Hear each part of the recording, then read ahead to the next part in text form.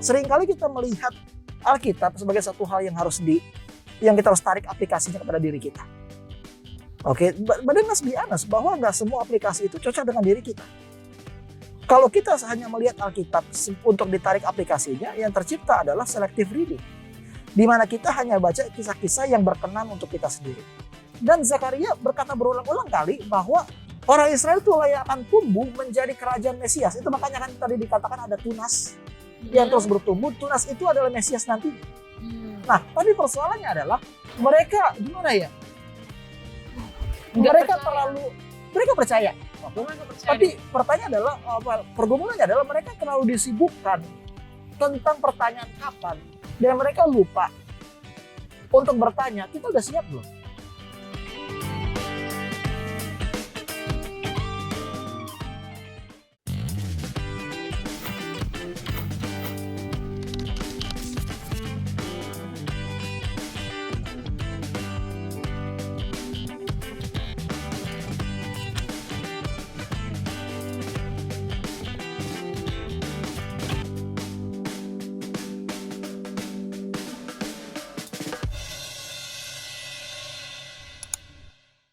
Halo, balik lagi login di Facebook What's on Your Mind. Kali ini kita akan membahas kembali tokoh-tokoh Alkitab yang gak kalah menarik dengan episode sebelumnya. Dan buat kalian yang masih belum tahu apa itu Facebook, bisa langsung follow atau subscribe YouTube atau Facebook atau Instagram Hope Channel Indonesia, supaya semua informasi atau acara-acara Facebook bisa kalian tonton. Oke, sekarang kita bersama dengan narasumber Bapak Pendeta John. Halo Bapak Pendeta. Halo Rahel, senang bisa ketemu lagi. Iya, bertemu lagi ya kita. Oke, kita kali ini mau ngebahas tokoh Alkitab lagi ya Pak Men? Ya. Oke, kayaknya gak seru nih kalau nggak ada tebak-tebakannya. Jadi kalau di awal-awal tuh kita pasti ada tebak-tebakannya. Dan tebakan kali ini kayaknya lebih rancu daripada sebelumnya, Rahel. Waduh, susah ini dong. lebih rancu ya. Contoh yang pertama nih, nama ayahnya itu Berekia. Aduh, ada yang pernah denger gak tuh? Kayaknya aku enggak sih. Kayaknya namanya masih jarang ya, Berekia. Kan? Nggak pernah kita dengar namanya Berekia. Yang kedua adalah dia berasal dari keluarga imam, dan keluarga ini melayani di Bait Allah sebelumnya. Oh. Jadi ini bukan berarti dari perjanjian lama ya pasti. Dari perjanjian lama sudah pasti. Dan Sudah dia pasti. ini bukan orang-orang sembarangan. Kenapa? Karena keluarganya melayani di Bait Allah.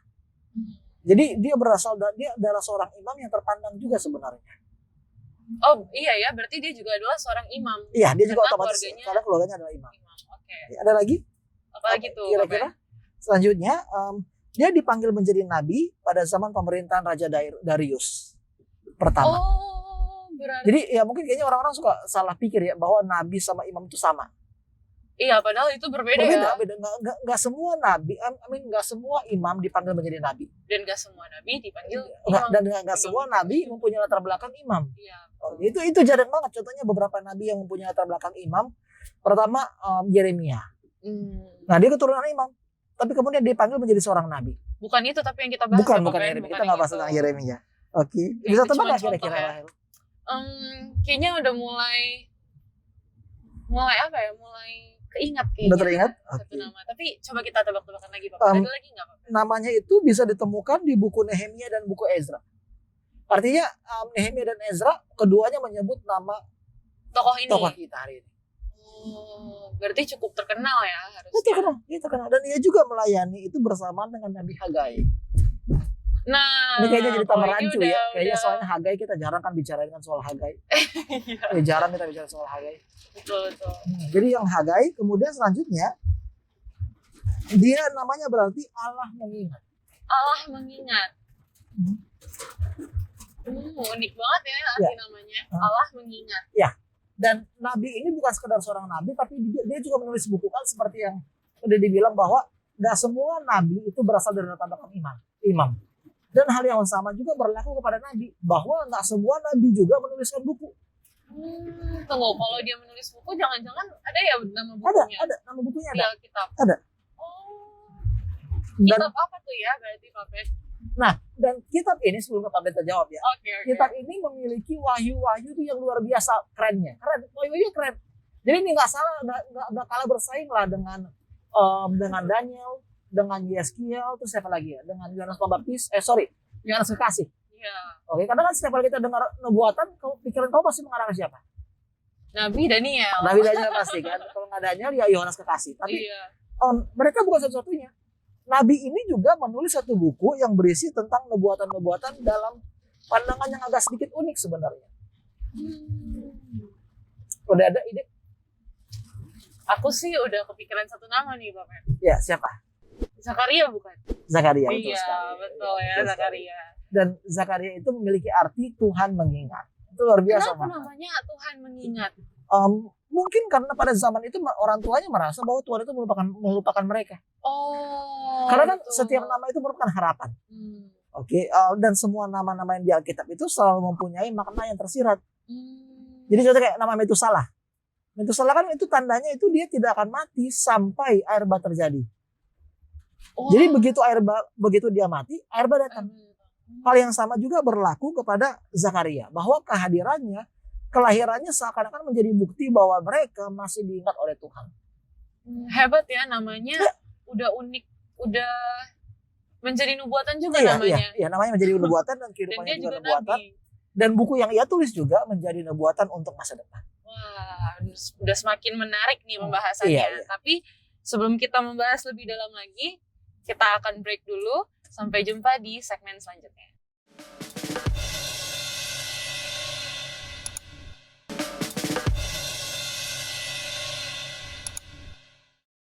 Kembali lagi login di Facebook What's on Your Mind. Dan pada saat ini kita masih membahas seputar tokoh Zakaria ya Pak Pen? Iya.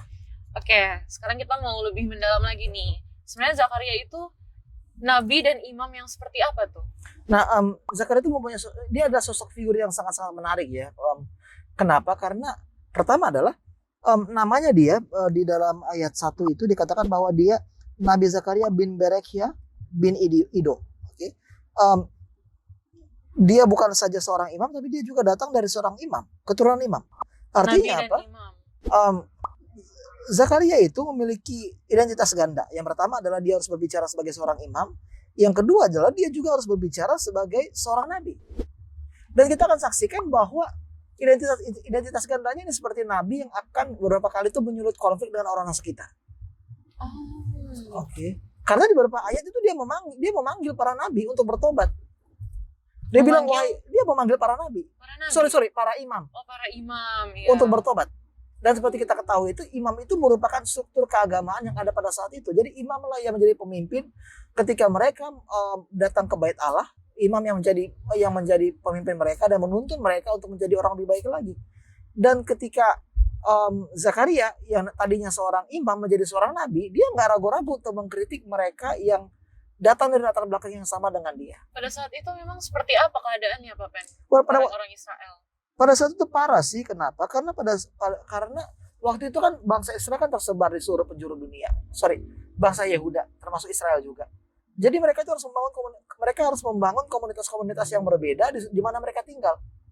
Yaitu di Yerusalem. Enggak, dimanapun mereka tinggal, mereka itu harus bangun komunitas-komunitas yang berbeda itu untuk menguatkan jati diri mereka. Kan seperti yang gue bilang kan, orang Yahudi itu punya banyak larangan kan sama kayak orang Advent. Iya kan, soal makanan. Okay. Iya betul. Terus apa lagi? Minuman. Terus dagingnya sudah dipersembahkan ke kuil itu nggak boleh mereka makan. Itulah makanya kebanyakan dari mereka itu harus membentuk komunitas berbeda dengan pasar yang berbeda dan juga target market yang berbeda. Oke, supaya mereka bisa mengendalikan kepercayaan mereka. Oke, Zakaria ini tapi kan dia dari Babel ya lahirnya ya, Pak? Dari Babel. Dari Babel. Dia lahir di perantaraan. Di pengembaraan. Bukan dari, berbeda dengan Daniel. Daniel Sadrak Mesak Abednego itu kan lahir di Israel. Dari Israel di Yerusalem. Dijajah. Dari Yerusalem kemudian dibawa ke Babel. Tetapi kalau Zakaria ini dia lahir di pengungsian. Oke, jadi kalau kita lahir di pengungsian itu kayak nasibnya kayak gimana gitu ya? Hidupnya dari awal udah kasihan. Hidupnya memang udah penuh penyerahan memang. Di dalam setiap langkah yang ambil itu selalu penuh penyerahan dari awal. Tetapi yang menariknya adalah dari Zakaria ini, Zakaria itu berbicara banyak loh tentang Mesias. Di bukunya. Di dalam bukunya, coba kalau kamu baca di dalam Zakaria 9 ayat 9. Zakaria 9. Ayat 9. Ada banyak gambaran yang diberikan oleh Zakaria kepada Mesias tersebut. Oke, coba aku baca ya. Iya. Zakaria 9 ayat 9. Bersorak-soraklah dengan nyaring, hai putri Sion. Bersorak-sorailah, hai putri Yerusalem. Lihat rajamu datang kepadamu, ia adil dan jaya. Ia lemah lembut dan mengendarai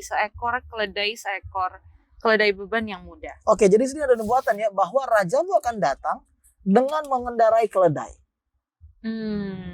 Oke, jadi itulah salah satu penjelasan Zakaria mengenai Mesias yang akan datang. Nah, seringkali ketika kita membaca Perjanjian Baru, kita melihat Perjanjian Baru sebagai satu kitab yang berdiri sendiri.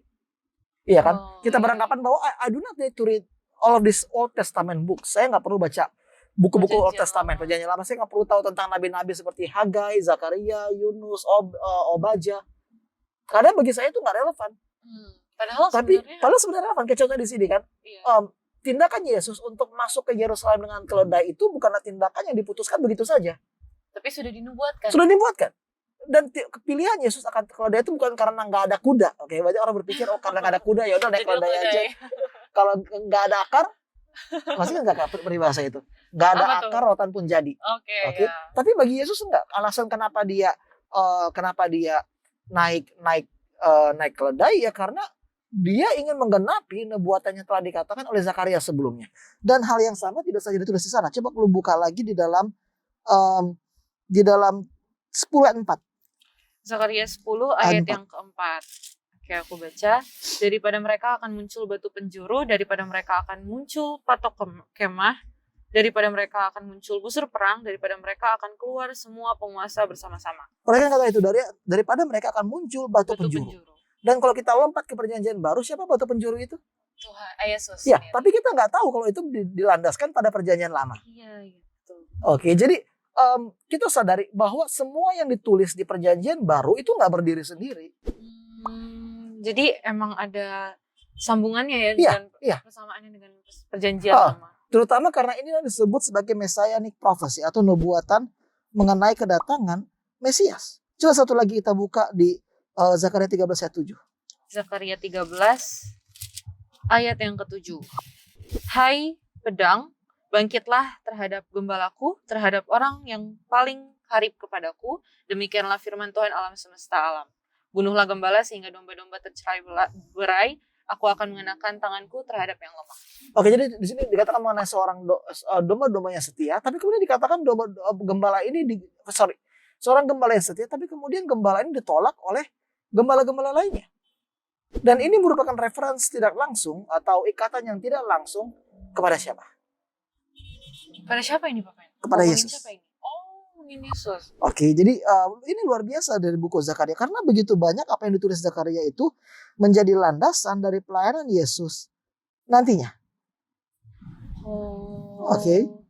Kemudian hebat ya Zakaria ini berarti hebat banget, dia dikasih Tuhan nubuatan-nubuatan tentang kedatangan Yesus. Iya. Kemudian kalau lo baca lagi di dalam Zakaria 3 ayat 6 ayat 12. 3 ayat yang ke-12. 6 ayat 12. Zakaria 6 ayat yang ke-12.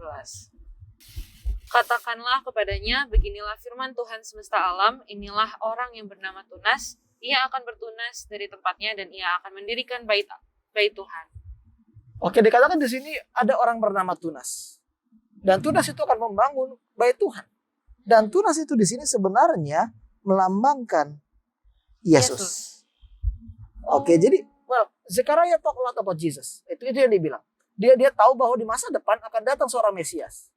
Dan Mesias inilah yang akan melepaskan kita dari dosa-dosa kita.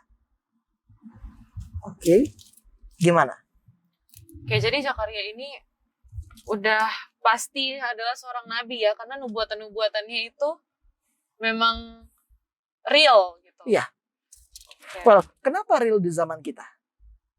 Kenapa nubuatan itu terasa real di zaman kita? Karena because we know the ending. Iya, kita udah tahu gimana kejadian sekarang kan, kita tahu bahwa Yesus itu Mesias. Tapi imagine living at the time di mana kita nggak tahu apakah nubuatan itu benar atau enggak, and we need to put complete faith on that. Iya. Tapi well then that's what Zakaria did. Dia percaya sama Tuhan. Dia tahu bahwa ini rencana Tuhan dan saya akan terus menunggu akan Engkau. Oke. Gimana sejauh ini? Jadi tugasnya Zakaria itu tuh untuk mengingatkan bangsa, memberitahu ke bangsa Israel, dan juga sekaligus membuat bangsa Israel ini bertobat kembali ke Tuhan ya. Karena jadi, memberikan janji bahwa ini loh Tuhan kita mau datang, mau menyelamatkan kita gitu ya. Untuk supaya mengingatkan bangsa Israel kalau Tuhan itu mengingat mereka. Iya. Oke. Dan memang kondisi yang sama yang kita temui di dalam kitab Zakaria itu merupakan kondisi yang kita hadapi juga di dalam pertemuan sebelumnya, yaitu mengenai bangsa Israel pada waktu masa hakim-hakim. Oke, mereka tahu siapa Tuhan.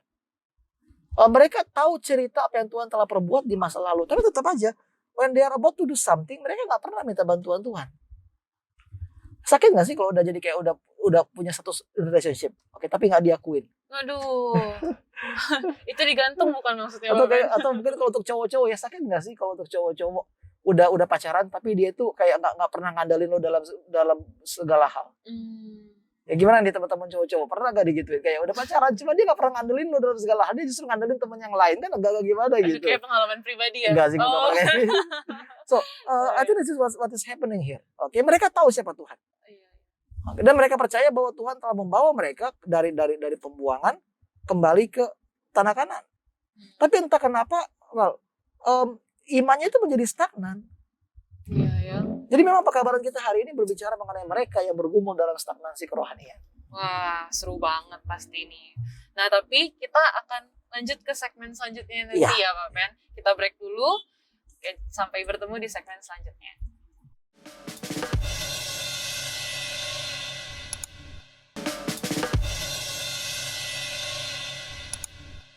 Oke, balik lagi kita login di Facebook What's on Your Mind. Kali ini kita masih membahas Zakaria, Nabi dan juga Imam Zakaria.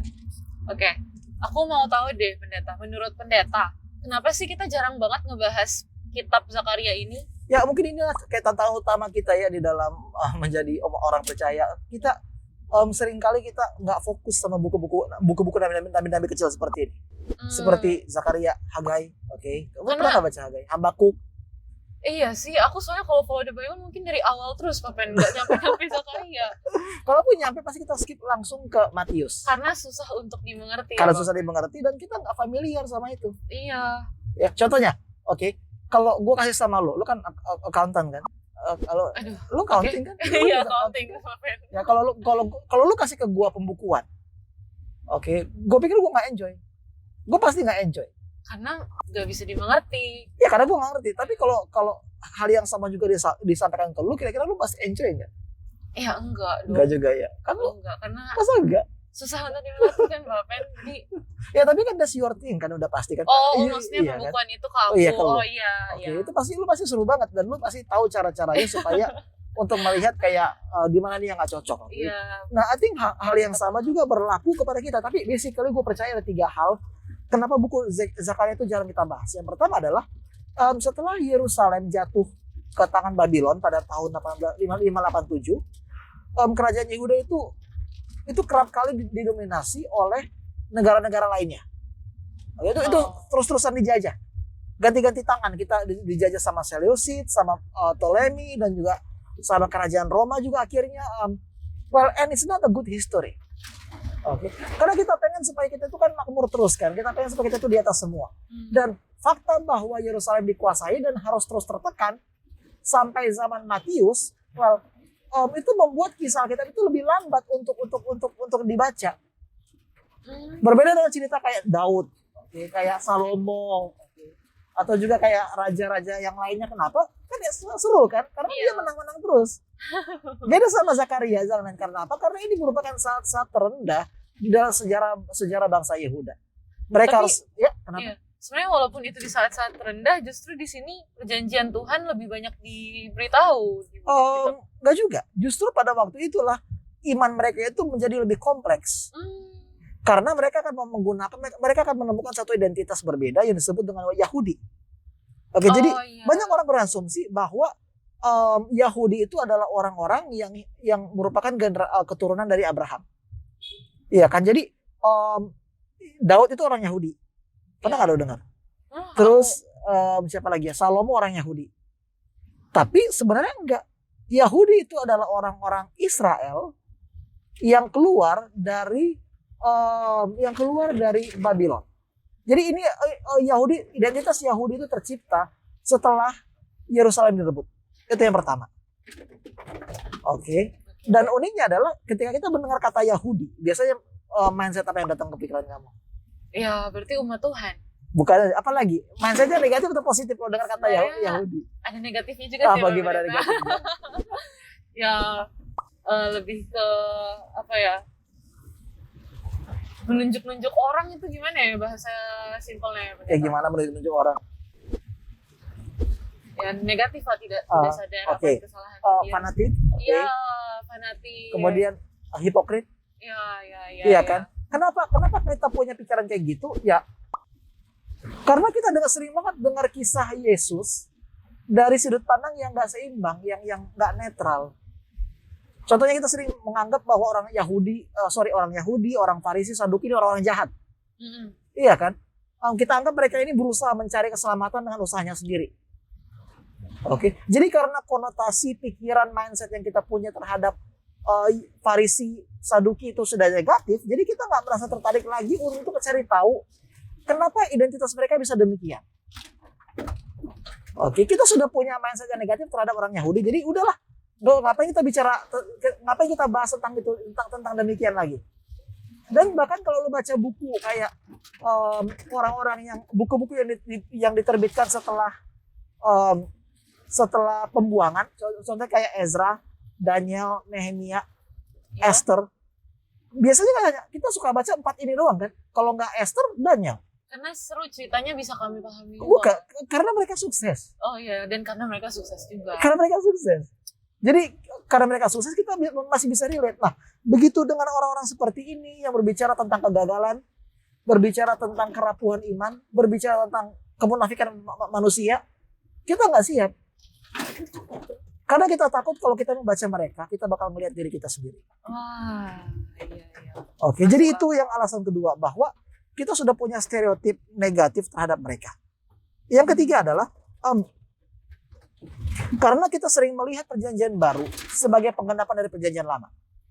Jadi kalau sudah ada penggenapannya, kenapa harus lihat nubuatannya? Kayak tadi gue bilang kan, kita nggak tahu dari mana kenapa Yesus itu harus naik keledai ke Yerusalem. Kenapa Yesus itu disebut sebagai tunas? Kenapa Yesus itu disebut sebagai Mesias? Nah, kita terlalu fokus pada penggenapan sampai kita lupa kepada nubuatannya. Gimana, Rahel, sejauh ini? Iya, aku jadi baru paham juga kenapa aku jadi malas baca buku Zakaria ya, Pak. Iya. Ternyata iya benar juga relate ke aku sendiri. Terutama terhadap satu konsep di mana kita melihat orang-orang Farisi Saduki ini negatif banget loh. Mereka ini munafik semuanya. Kita harus ingat loh, kalau kata Ted Lasso, nggak tahu lo pernah nonton TV Ted Lasso atau enggak ya. Jadi Ted Lasso ini kayak drama dari Apple TV. Coba deh nonton. Kita tentang seorang coach di American football, tapi kemudian pindah jurusan jadi pelatih sepak bola di Inggris. Dari jurusan apa? Dia pelatih American football. Tahu American football kan? Gak tahu ya. Tapi kemudian dia dipanggil jadi pelatih sepak bola di Inggris. Tapi itu dua sport berbeda. Tapi ada satu kutipan yang gue suka. Dia bilang begini. Be curious, not judgmental. Dapat nggak apa yang gue bilang? Kita harus jadi orang kepo, bukan mudah menghakimi. Contohnya kalau ada orang datang ke gereja dengan rok mini, tampangannya menor, atau terus, mungkin cewek pakai celana, pikiran kita gimana? Oh, ini kayaknya nggak kenal Tuhan nih. Iya, padahal harusnya kita harus tahu kenapa dia demikian. Jadi hal yang sama juga kita harus hadapkan kepada Alkitab. Be curious, not judgmental. Seringkali kita melihat Alkitab sebagai satu hal yang yang kita harus tarik aplikasinya kepada diri kita. But then let's be honest, bahwa nggak semua aplikasi itu cocok dengan diri kita. Kalau kita hanya melihat Alkitab untuk ditarik aplikasinya, yang tercipta adalah selective reading, di mana kita hanya baca kisah-kisah yang berkenan untuk kita sendiri. Itulah makanya banyak dari kita begitu rajin baca Injil. Kita begitu rajin baca tulisan-tulisan Paulus, tapi kita nggak tertarik dengan minor prophet. Kita nggak tertarik dengan membaca nubuatan-nubuatan Yeskia. Kenapa? Well, that's a problem. Selective reading. Gimana menurut lo? Berarti kita harus ngelihat point of view-nya Tuhan, bukan point Iya, of view-nya kita. iya. Terutama apa yang terjadi pada saat itu. Kenapa nubuatan ini diberikan? Dan apa relevansinya kita bisa tarik di dalam kehidupan kita? Begitu, Rahel. Berarti harus penasaran nih kalau Ya. mau belajar Ya, Alkitab tuh. that's what I say. Be Jangan curious. langsung ngejudge, buku ini tuh kayak gini, nggak usah dibaca lah. Baca Iya, gini aja, iya. jangan gitu ya. Contohnya lah, kayak kalau kita bicara secara jujur ya, tentang kehidupan Yesus. Lu tahu nggak? Kalau kitab Lukas itu satu-satunya buku yang bercerita tentang secara detail tentang kelahiran Yohanes Pembaptis. Wah, masa sih Papan? Iya. Yang paling detail. Satu-satunya, dan nama bapaknya Yohanes Pembaptis itu sama dengan nama buku yang kita bahas sekarang, yaitu Zakaria. Kenapa? Oke. Kenapa kitab Zakaria? Kenapa kisah Yohanes Pembaptis itu nggak diceritakan di Matius, Markus ataupun Yohanes? So, itu salah satu contoh gimana kita itu harus membaca Alkitab dengan curiosity. Oke. Setiap tindakan Yesus itu memiliki latar belakang nubuatan. Jadi itu harus bisa di trace back. Nubuatan mana yang digenapi dengan tindakan ini? Nubuatan mana yang digenapi dengan ucapan ini? Oke, udah tambah bingung sekarang lo ya. Tapi semakin dalam lagi berarti Zakaria ini kitabnya bukan kitab yang biasa-biasa aja. Ini Bukan. Kitabnya bagus. Iya. Tapi apa sih dalamnya tuh? Oke, kita masuk ke struktur ya. Jadi kalau teman-teman lihat bahwa Zakaria itu mempunyai berapa pasal? Oh, oke, coba kita cek. 13 ya? Bukan 14 ya? Kayaknya tadi 13 deh. Oke. 14. Oh, 14. 14 nggak sih? Iya, 14 Papen. 14 ya. Betul, ada 14. Dan seringkali kalau kita membahas kitab Nabi kecil ini, kita hanya terpatri atau fokus kepada satu cerita aja. Satu cerita yang sering kita sampaikan di kitab Zakaria adalah mengenai Yosua dan jubah imamnya. Oke, itu ada tuh di situ. Tapi kita lupa apa sih pekabaran lainnya. Nah, kalau dari Pak Pendeta lihat, kitab Yosua itu dibagi menjadi 4. Yang pertama adalah pembukaan, di mana Tuhan memanggil umatnya untuk bertobat. Itu pasal 1. Yang kedua adalah Tuhan berbicara kepada Zakaria melalui 8 penglihatan. Oke, dan semuanya itu dimulai dari pasal 1 sampai ke pasal 6. Oke, penglihatan pertama apa? Oke, lihat ada nggak? Ada. Penglihatan Para pertama? penunggang kuda. Oke, penglihatan kedua? Penglihatan kedua, 4 Empat tanduk. tanduk dan 4 orang tukang besi. Penglihatan ketiga? Seorang yang memegang tali ukuran. Penglihatan keempat? Imam besar Yosua. Oke, penglihatan kelima? Kandil emas yang berhiaskan 2 pohon zaitun. Yang keenam? Gulungan kitab yang terbang. Penglihatan ketujuh? Perempuan dalam gantang. Oke, penglihatan Ada kedelapan? banyak ya. Terakhir. 4 kereta. Oke, ambigu nggak sih begitu Iya. membaca penglihatan itu? Apa ada 4 keretanya? Gitu. Ya, dan kalau sekilas mungkin lo anggapnya kitab banyak kompleks banget sih nubuatannya, tapi lihat for a moment, karena Zakaria itu juga aneh-aneh penglihatannya. Bayangin, para penunggang kuda. Oke, itu menarik gitu ya. Kemudian 4 tanduk dan 4 orang tukang besi. Apa coba relevansinya? 4 tanduk dan Oke. 4 orang tukang besi. Terus ada seorang yang memegang tali ukuran, ini mau mengukur apa coba ini? Dan paling ambigu itulah adalah perempuan dalam gantang. Kayak judul FTV banget ya, perempuan dalam gantang. Jadi semua dari kisah-kisah ini sangat unik, oke? Dan kalau teman-teman teliti lagi, sebenarnya semua ke-8 penglihatan ini itu saling berkaitan satu sama lain. Oke, jadi pasal 1 penglihatan pertama tadi apa? Para penunggang kuda. Oke, penglihatan ke-8 apa? 4 kereta. 4 kereta. Lihat nggak koneksinya? Para 4 Penunggang penunggang kuda. kuda, ada 4 itu penunggang Iya. kudanya. Ada 4 kalau lo baca di situ. oke. 4 penunggang kuda, terus kemudian 4 kereta. Yang kedua adalah 4 sorry. Gue agak susah balik Alkitabnya. Iya, Bapak. Yang kedua itu penglihatannya seorang yang memegang tali ukuran. 4 tanduk dan 4 orang tukang dan besi. 4 orang tukang besi. Oke, penglihatan ketujuh itu perempuan dalam gantang. Nah, salah satu cendekiawan Alkitab yang gue suka, dia berkata bahwa setiap penglihatan ini terhubung. Penglihatan pertama terhubung dengan penglihatan ke-8. Oke, 1 dengan 8. Iya, 2 dengan 7. 2 dengan 7. 3 dengan 6. 3 dengan 6. 4 dengan 5. Jadi dia side by side itu ada relevansinya. Dan semuanya berbicara mengenai pekabaran Allah terhadap umat yang sisa ini. Oke. Itu intinya. Ini penglihatannya ini tapi bukan nubuatan ya Bapak? Penglihatan dan nubuatan itu hampir sama sebenarnya. Oke. Kemudian dilanjutkan, penglihatan itu dilanjutkan dengan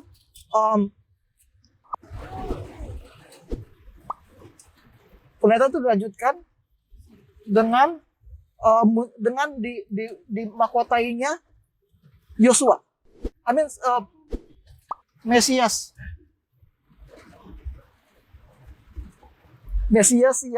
yang akan berkuasa nantinya di ayat di Zakaria 6 ayat 9 sampai 15. Ayat 1 sampai ayat 9 sampai 15. Itu ada Mesias nanti yang berkuasa. Setelah itu, Zakaria berbicara mengenai instruksi Tuhan kepada umatnya, mengenai puasa, mengenai penurutan akan firman, mengenai masa depan Yerusalem. Dan ditutup dengan janji bahwa Tuhan akan menebus umatnya. Keselamatan bagi bangsa-bangsa. Iya. Oke, jadi awalnya sangat spesifik. Yaitu ini adalah berbicara mengenai bangsa Israel. Tapi kemudian ditutup dengan satu pekabaran bahwa keselamatan itu dibuka untuk semua bangsa. Oke. Jadi Tuhan itu seakan-akan berbicara melalui Zakaria bahwa all this time you only think about yourself. Padahal sebenarnya rencana gue itu bukan tentang keselamatan kalian aja. I want to use you to reach all other nations. Oh gitu. Oke. Itu luar biasanya. Jadi dari sini udah mulai ada penginjilannya ya? Secara tidak langsung ya. Secara tidak langsung. Untuk semua bangsa. Supaya bangsa yang sisa ini bisa bergerak. Oke. Nah, kita kan berbicara tentang struktur kan, saatnya kita masuk kepada poros teologianya. Nah, itu lebih mungkin sekarang lu udah bingung, semoga nanti nggak bingung lagi ya, Rahel. Aduh, semoga ya Bapak. Semoga ya. Tapi kita akan lanjutkan pembahasan itu nanti di segmen selanjutnya. Oke. Sampai jumpa di segmen selanjutnya.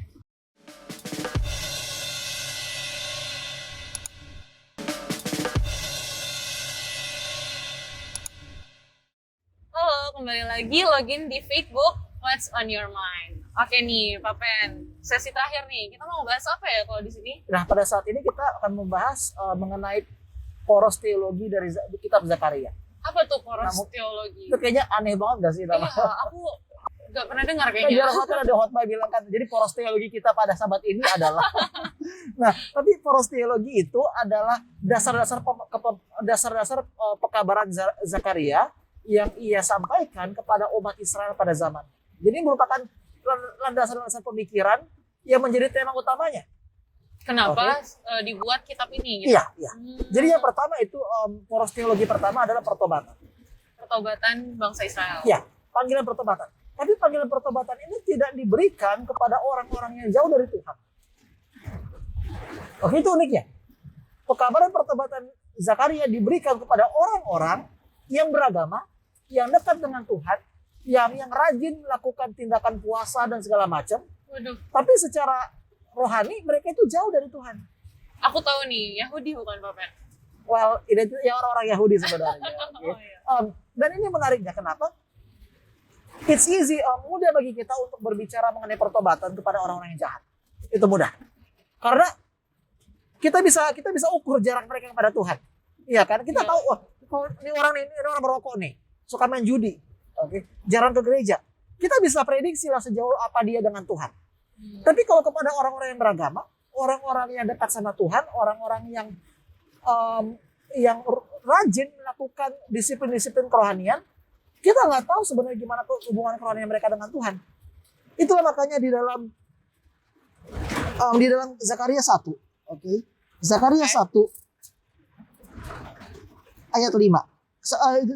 Zakaria 1 ayat 4 sampai 5, sorry. Di perikop seruan untuk bertobat ayat 4 sampai 5. Janganlah kamu seperti nenek moyangmu yang kepadanya para nabi yang dahulu telah menyerukan demikian. Beginilah firman Tuhan semesta alam, berbaliklah dari tingkah lakumu yang buruk dan dari perbuatanmu yang jahat. Tetapi mereka tidak mau mendengarkan dan tidak mau menghiraukan aku, demikianlah firman Tuhan. Ayat yang 5, nenek moyangmu di manakah mereka? Dan para nabi, apakah mereka masih hidup untuk selama-lamanya? Kemudian Pak Pendeta lanjut, tetapi segala firman dan ketetapanku yang telah aku perintahkan kepada hamba-hambaku, para nabi, bukankah itu telah sampai kepada nenek moyang? Maka bertobatlah mereka serta berkata, sebagaimana Tuhan semesta alam bermaksud mengambil tindakan terhadap kita, sesuai dengan tingkah laku kita dan perbuatan kita, demikianlah ia mengambil tindakan terhadap kita. Jadi uniknya di sini, ya Zakaria berkata, Tuhan berkata kepada Zakaria, nenek moyangmu itu jahat loh. Oke. Nah, kenapa kalian sebagai generasi yang baru justru mengikuti pola pikir dan perilaku seperti nenek moyang kalian? Jadi kita nggak pernah lepas. Jadi ada satu hal yang disebut sebagai gridlock. Oke. Kehidupan itu tidak pernah lepas dari budaya. Cara kita melakukan sesuatu ditentukan oleh budaya. Nah, kamu makan dulu atau mandi dulu? Aku biasanya makan dulu. Iya. Kalau makan dulu ya baru mandi dulu ya. Nah, tapi kalau di beberapa tempat mereka itu mandi dulu baru makan. Mana yang lebih tepat? Lebih tepat? Apa tuh Bapak yang lebih tepat? Mana lebih sehat? Kenapa kamu lebih pilih makan dulu sebelum mandi? Soalnya kan abis itu sikat gigi lagi. Yakin karena itu? Karena udah kebiasaan. Bukan karena kebiasaan, ya karena kebiasaan pertama. Dari mana lu dapat kebiasaan itu? Dari kecil, dari orang tua. Dari orang tua. Oke, jadi gridlock inilah, semua dari kita itu bisa tebak. Oke, gimana kita akan masa depan kita gak simpel dari cara orang tua membesarkan kita. Karena kenapa? Kalau kita mau jujur, mayoritas dari kebiasaan kita adalah sesuatu hal yang diturunkan dari orang tua kita. Nah, ada hal positif yang diturunkan. Tapi kita harus terima juga bahwa kadang-kadang yang negatif itu juga turun. Iya. Dan inilah yang diamarkan oleh Zakaria kepada orang-orang Israel. You need to see beyond yourself. Okay? Kamu nggak lepas dari masa lalu. Kamu harus lepas dari masa. Kamu masih mengikuti kesalahan orang tuamu. Oke? Dan kemunafikan kamu itu sama seperti yang telah mereka lakukan di masa lalu. Itu makanya pertobatan satu hal yang sangat-sangat rumit ya. Kenapa? Kayak kata tadi Pak Pendeta bilang, mudah bagi kita untuk berkata kepada orang jahat untuk bertobat. Kenapa? Karena percaya deh, orang jahat ini juga tahu kok kalau dia jauh dari Tuhan. Oh iya, tapi sebenarnya orang-orang yang dekat dengan melayani bukan? Iya, orang yang suka melayani atau mungkin beribadah pada Tuhan. Iya. Justru kurang mengetahui ya kan? Justru mereka nggak sadar. Iya, kekurangan mereka. Itu makanya Franz Hafner dia pernah berkata seperti ini. The last word of our Lord to the church is not the Great Commission. Kata-kata terakhir dari Yesus kepada jemaatnya bukanlah amanat agung. Kamu tahu amanat agung kan? Apa tuh? Matius 23, pergilah ke segenap dunia. Oke. Jadi dia bilang perkataan terakhir oleh Tuhan kita kepada gereja bukanlah amanat agung. Memang benar amanat agung itu merupakan agenda dari gereja kita. Tetapi kata-kata terakhir dari Tuhan kepada gereja adalah pertobatan. Jadi gereja itu harus belajar untuk bertobat. Tidak peduli seberapa benar kita, tidak peduli seberapa suci kita, tidak peduli seberapa baiknya perilaku kita, we need to repent. Kata-kata itu bukan hanya untuk orang-orang yang jahat, tapi untuk kita juga. Untuk orang-orang baik juga. Untuk kita yang rajin melayani, oke. Untuk kita yang suka aktif di gereja. Kenapa? Karena justru seringkali kita melihat hubungan kita dengan Tuhan sebagai alat untuk membenarkan tindakan kita. Ya, Tuhan saya kan udah setia Tuhan. Kalau gitu nakal-nakal dikit boleh lah ya Tuhan ya. Enggak ya, tidak membenarkan perbuatan kita, tidak membenarkan kita. Ya, jadi itu pertama pertobatan. Yang kedua adalah tema teologi yang kedua itu yang muncul adalah sesuatu yang disebut sebagai Messianic Kingdom atau kerajaan Mesias. Ingat bahwa pada saat itu mereka sudah lepas dari Persia. Mereka masih dijajah sama Persia. Dan mereka percaya bahwa akan ada saat di mana Mesias akan datang dan mendirikan kerajaan. Dan Zakaria berkata berulang-ulang kali bahwa orang Israel itu layak akan tumbuh menjadi kerajaan Mesias. Itu makanya kan tadi dikatakan ada tunas yang terus bertumbuh. Tunas itu adalah Mesias nantinya. Nah, tapi persoalannya adalah mereka gimana ya? Mereka percaya.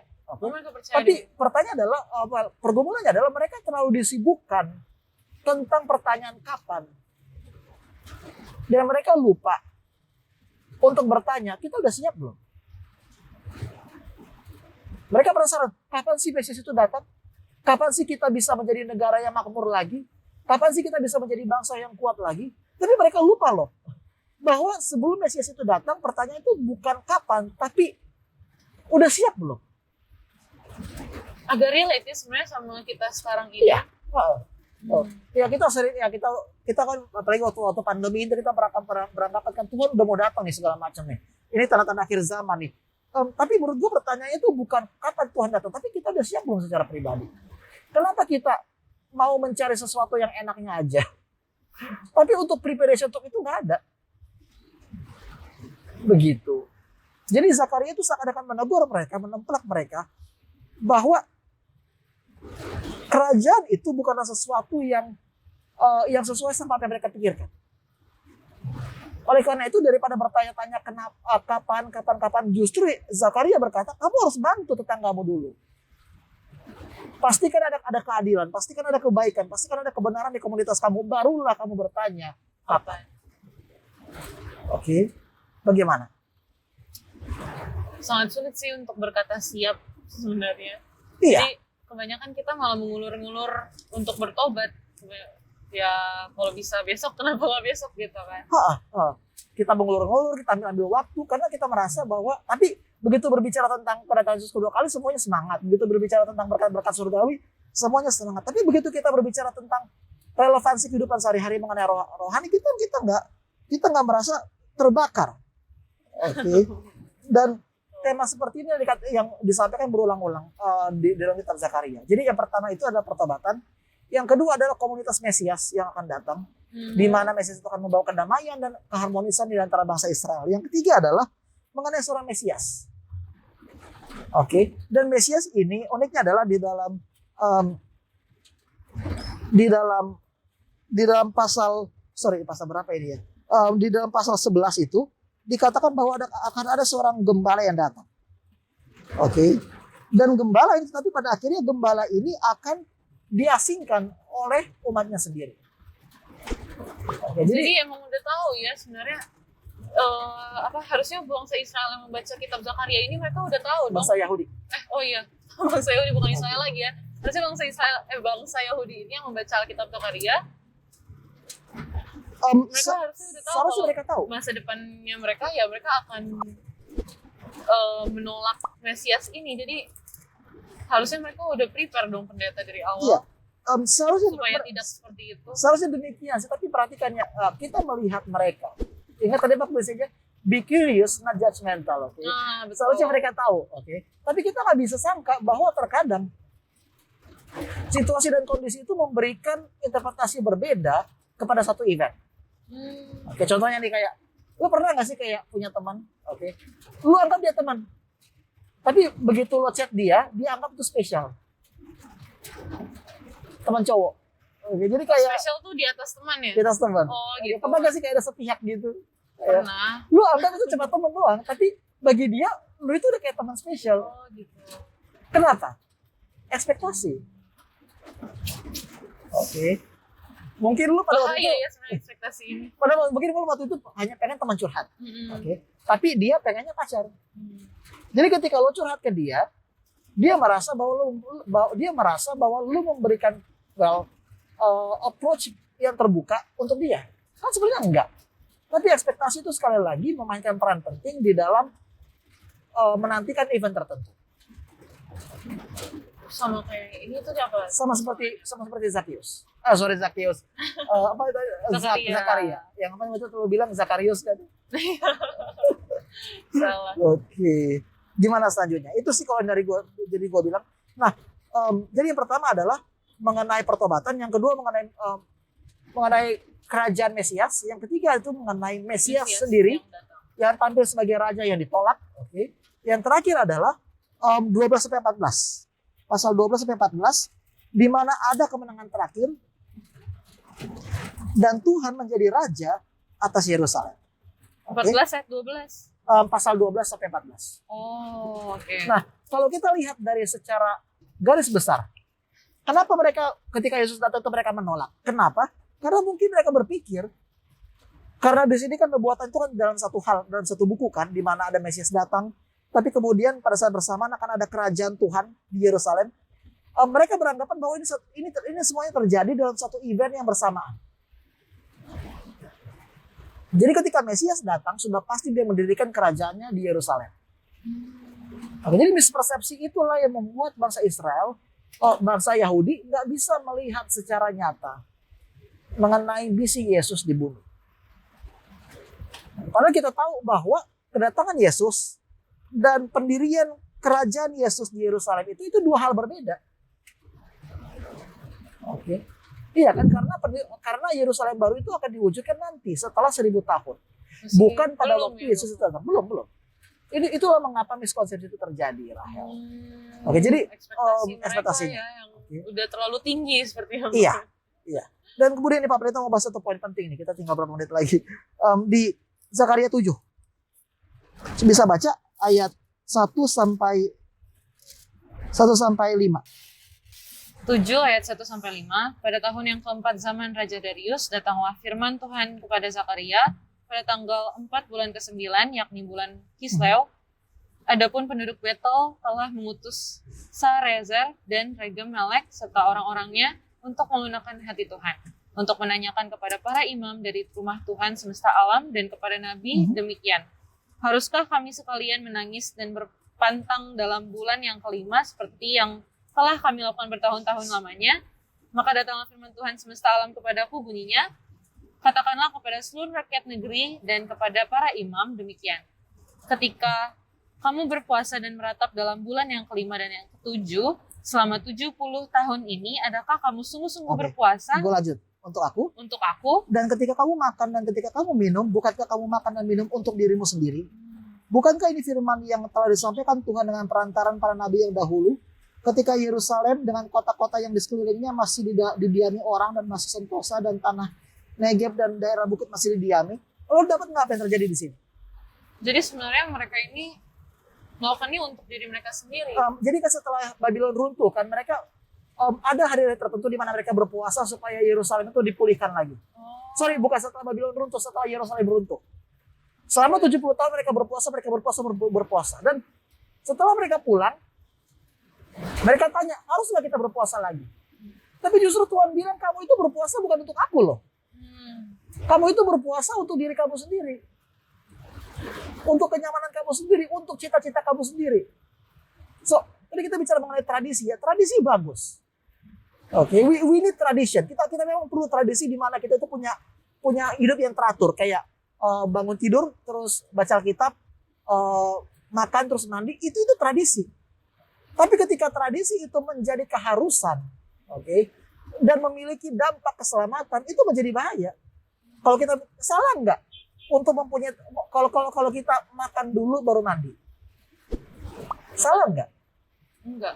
Enggak salah. Tapi kalau gue bilang nih, kalau lu nggak makan dulu baru mandi, lu nggak selamat. Itu salah nggak? itu salah. Kenapa? Because you are missing the essence of salvation. Dan inilah saat-saat di mana tradisi itu seringkali menjadi batu sandungan kepada orang Kristen. Di mana kita membuat beberapa hal-hal tradisi itu menjadi hal sentral yang kalau kita nggak ikutin kita nggak selamat. Well, that's not what the Bible also all about. Kita malah mengejar-ngejar untuk melakukan hal itu. Jadi intinya tadi, bukan itu yang membuat selamat. Sama kayak dibilang sama Tuhan tadi, kamu berpuasa bukan untuk aku loh, dan aku tahu itu. Oke, aku tahu motif kamu nggak berpuasa untuk aku, kamu berpuasa untuk ambisi kamu sendiri. Dan buku Zakaria, berbicara mengenai kemunafikan kita sendiri. Di mana kita seringkali berdoa ya hanya untuk kepentingan kita sendiri aja, tapi atas nama Tuhan. Begitu. Jadi banyak banget sebenarnya yang dibahas di Zakaria ya. Well, banyak sih. Ada 3 sih poin utamanya. Iya. Dan kita nggak bisa, tadi implikasi yang pertama apa Pak? Kita nggak bisa judge. Kita nggak bisa judge orang. Well, be curious dan judgmental. Iya. Jadi kita harus teliti dulu dari konteksnya. Dan kita harus lihat bagaimana sih buku ini berpengaruh kepada perjanjian baru. Oke, itu yang pertama. Dan yang kedua juga, kita harus sadari bahwa buku Sagaria ini adalah panggilan untuk bertobat kepada umat-umat Tuhan. Bukan kepada orang asing, tetapi kepada mereka yang aktif di gereja. Oke. Dan yang ketiga, well, tradition is good. Tapi kita nggak bisa membuat tradisi itu sebagai sosok, sebagai satu hal yang sentral di dalam keselamatan. Yang keempat, kita harus ingat juga bahwa keselamatan itu berlaku untuk semua bangsa, bukan untuk umat-umat tertentu aja. Begitu. Dan pastinya jangan melupakan nubuatan-nubuatan yang sudah yang ada di terjadi, perjanjian. gitu ya. Iya, Maksudnya yang walaupun ada di itu perjanjian. sudah digenapi, tapi ada Itu baiknya satu- kita mempelajari bagaimana itu bisa terjadi. Iya, Kenapa Tuhan membuat nubuatan ini gitu dari Iya. awalnya. begitu. Gitu. Oke, jadi udah banyak banget sebenarnya yang kita bahas ya teman-teman. Iya. Oke, kita akhiri saja pertemuan kita kali ini dengan doa. Boleh Bapak Pendeta berdoa? Kita berdoa, Bapa di surga, terima kasih atas kebaikan-Mu Tuhan. Kami telah menjelajahi buku Zakaria. Berkatilah kami Tuhan agar kami bisa memiliki budaya yang sehat. Tetapi dalam budaya ini kami akan menemukan Engkau dan diubahkan oleh kasih-Mu ya Bapa. Inilah doa kami. Dalam nama Yesus kami berdoa. Amin. Amin. Oke teman-teman, sampai di sini saja kita membahas tentang tokoh Zakaria dan kita akan membahas tentang tokoh-tokoh yang lainnya lagi di episode selanjutnya. Jadi untuk teman-teman bisa langsung saja subscribe YouTube channel dan juga follow akun-akun Hope Channel Indonesia. Sampai jumpa di next episode.